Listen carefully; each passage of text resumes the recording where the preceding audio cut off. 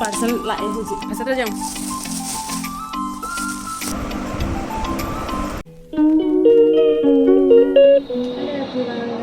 हौजिक्ति अखोई पुनेदनी तो सिगागी वेदर से हांदि सम नुंगाइरमनेबा हाइदि सासु सादे इंसु इंदे बट हौजिक्ति खंसा साबा हेंगटलमे आंगमना लोय हाइसे सिलचरदगी हेना सारमे सिगा ngarang lakoi wa abana loi bare ngarang ado hoti lakota ngaina isu leina kona su tawde sabji aduna hojik lunch ki ona pizza order tawbana ni pasi tum dinunga na tum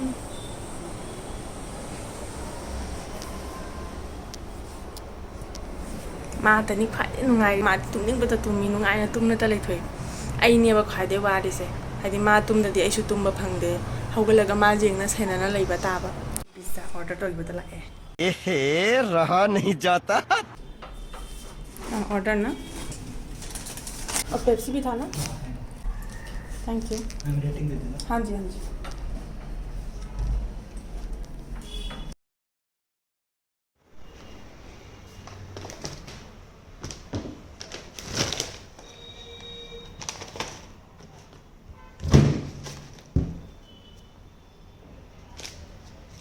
अना ngasi simple corn gi pizza order tawgiba angang je tumni ji ma tumni da jang cha hawra ge tawni ba cha amana lore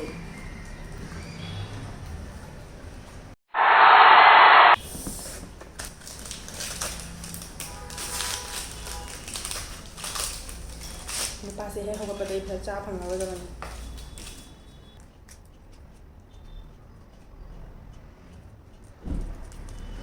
chili flakes si giao về tụi tại học rồi tụi cái cha đó và thà mà đi xuống để anh cha để sẽ pizza mà chỉ cha này đó thì sẽ suy đi order tao đi nè học ở đó mà đi cha cha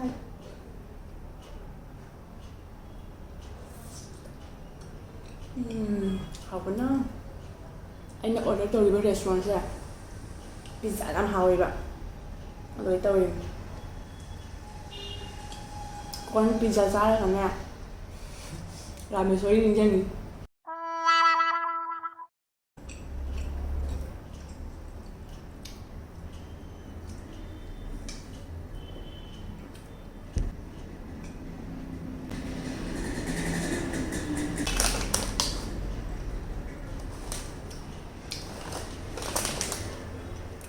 ấy ông hổ trai tàu chứ nhưng mà sẽ trai tàu ăn đâu gì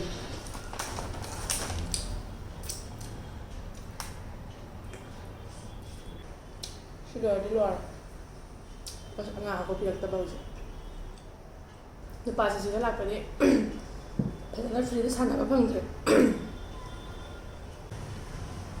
thua mana terlihat baga sung cấm đây này mà bàn thuộc cái này xin trai tụi đi qua hao bấy nha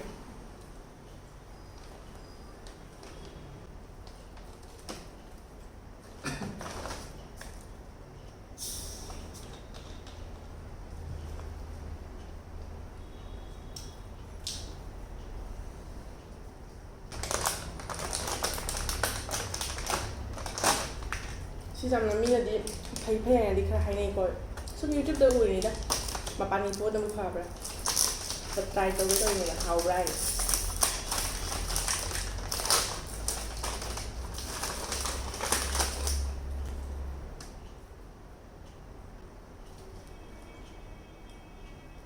papar bumali chips ka mande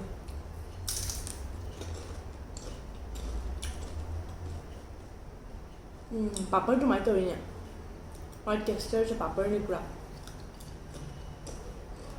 normal potato chips तो अदुगगी सिना फबा हेले ना हाय Heidi fats जम जाओ जाए but इसकी price 60 rupees 30 ग्राम नहीं का quantity तो 60 रुपीस आगे था ऐसे स्विगी दा ऑफर फंगी बा अदुना लेबे बानी नते लेबे बा लेते चिसु ऑफर नहीं होय ना पिज़्ज़ा का कोना 하기 하위냐? 놈 하도 짜버리 이래버려. 좀 하위. losolagay niya.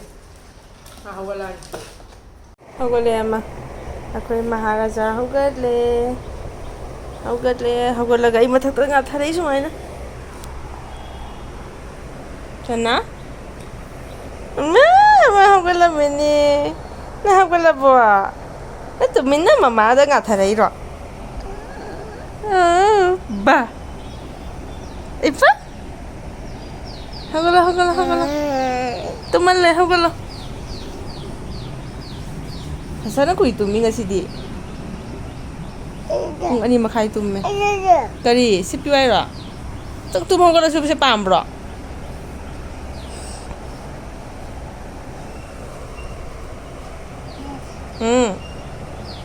Sana ulo cho. Ang gari na paire tu.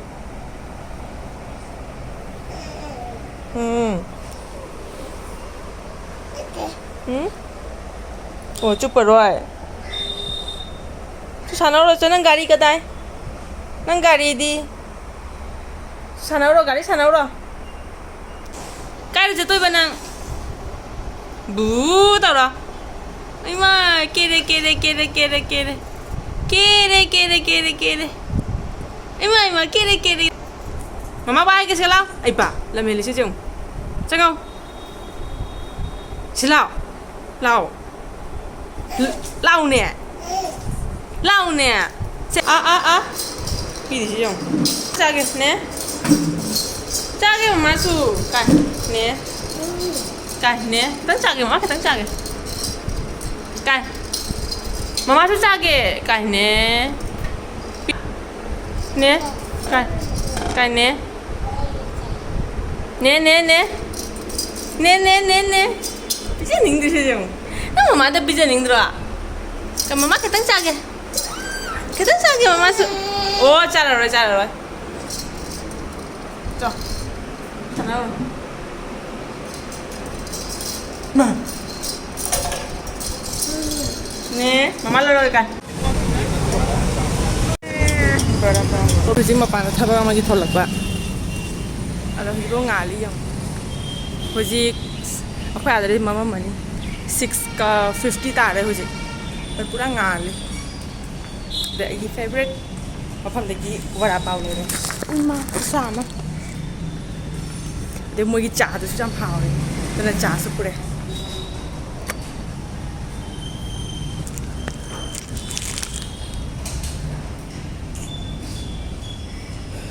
Sini ina hujik ta pura pa vada pav.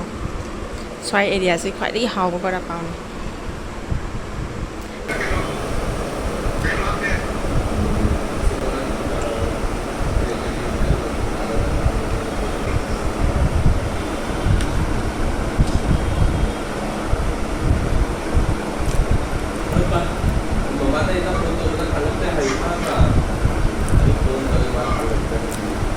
अजीब जानवर है, कितना भी खाए भूखा ही रहता है. Si cha si su ba. Hai di pura haw na.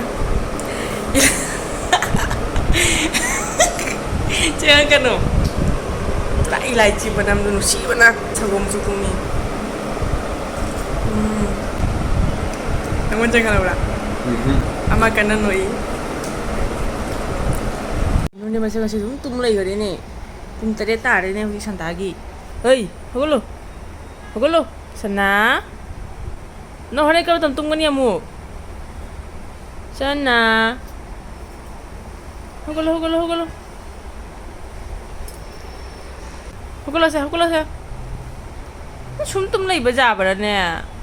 Nang no thang ma tu bhalo roi ai ro. Hagolo sa. Bara muk pani hagolo. Hagole mami singe kada. Love to. Wow. Masuk ke lini. Emma. Hagolo ko? Kiti. Ini gimana? Tu manu dah. Hagolo. Mama ginung si. Hagat lo. ꯑꯩꯈꯣꯏꯒꯤ dinner ꯂꯥꯛꯑꯦ ꯍꯧꯖꯤꯛ ꯁ꯭ꯋꯤꯒꯤꯗꯒꯤ ꯁꯤꯁꯨ ꯁꯤ ꯀꯩꯅꯣ ꯇꯤꯜꯍꯧ ꯔꯥꯏꯇꯥ ꯁꯥꯝꯕꯔ ꯉꯥꯔꯦ ꯁꯤ ꯈ꯭ꯋꯥꯏꯗꯒꯤ ꯍꯥꯎꯕ ꯕꯤꯔꯌꯥꯅꯤ ꯐꯪꯉꯤ ꯑꯁꯤ ꯔꯦꯁꯇꯨꯔꯦꯟꯠꯁꯦ Hyderabad Aroma Hyderabad House करीनो paneer tikka biryani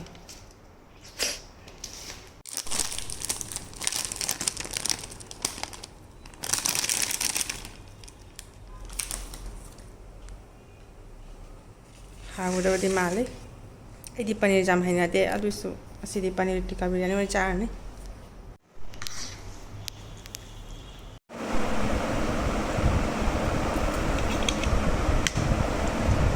हारनी गो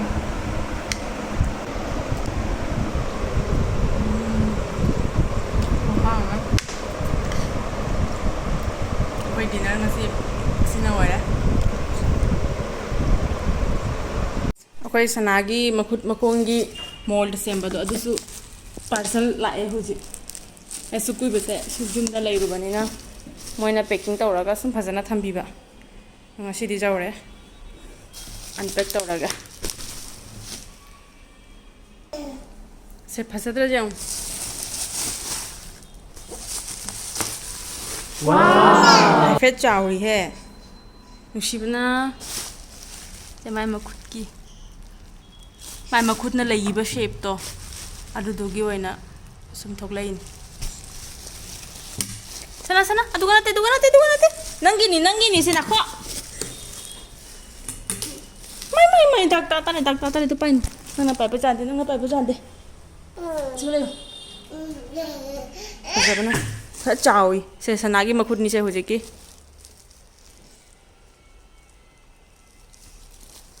चावी फजना से वाल थेट ना बइनी सुम पुंची चुप मेमोरी वेना लैद्रोबनी नुसीबना असिगी पोजीशन से जेउ मखुट से खोगी ध्यान का तौबदा ऋषि मुनि सिंगना तौबदो